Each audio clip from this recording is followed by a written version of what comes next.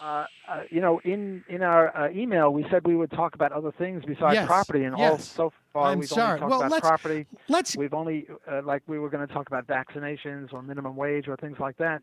But we're almost out of time, so we're probably not going to get to that. But I just wanted to say that I hope you invite me back on your program because most of the interviews I do are with libertarians doing the finer points of libertarianism, and which is roughly what we did today. But I think in future, if we discuss other issues such as vaccinations or minimum wage or whatever, you won't be roughly being so interested in internal libertarian discussions.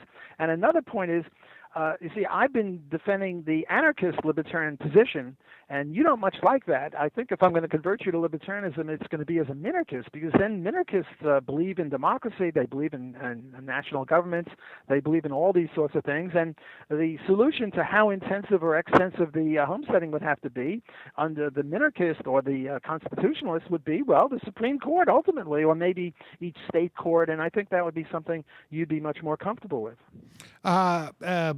Certainly more comfortable than not. But I would even go even beyond minikernists to what we needists is what I basically come down on. That's a good one.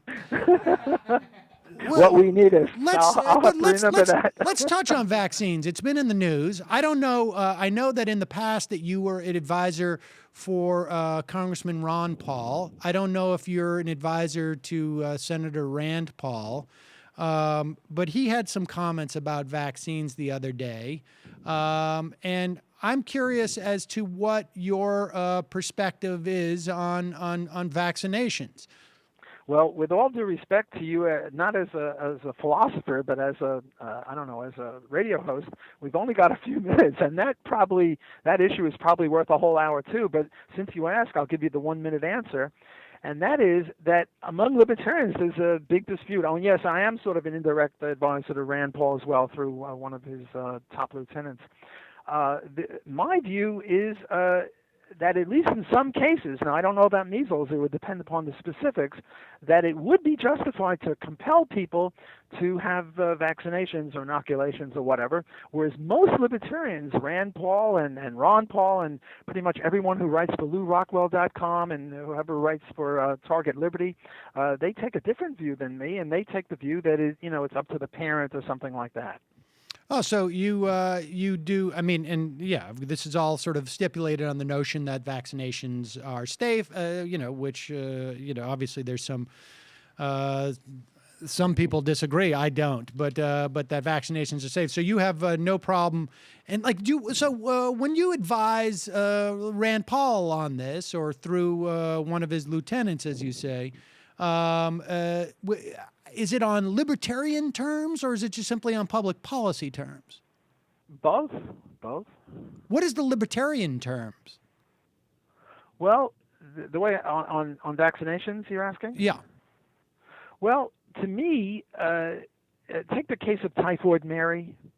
Now, Typhoid Mary lacked mens rea. Mens rea is like a guilty conscience. She wasn't trying to give people typhoid. She didn't even know she had typhoid, but she was in some sort of restaurant or food bank or whatever, and she was giving people typhoid.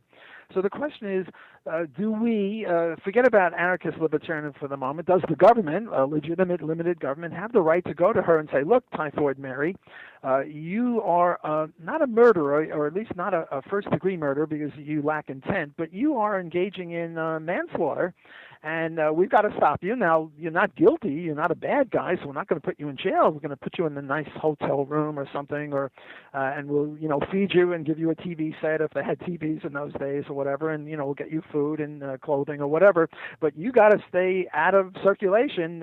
You've got to be quarantined as long as you have it. Would they be justified in doing that? I would say yes. And I extrapolate from that and say, look, measles, Mary, you now have measles, and there are certain people who can't be inoculated, like pregnant women and babies under the age of 1 year old. And if you, go out into the streets, you're going to give these people measles or mumps or whatever it is, rubella.